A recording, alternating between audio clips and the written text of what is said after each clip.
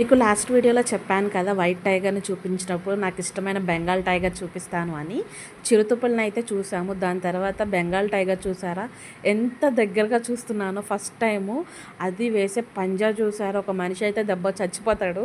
నాకు భలే అనిపించింది. భలే క్యాచ్ పట్టుకుంది, దాంతో భలే ఆడుకుంటుంది.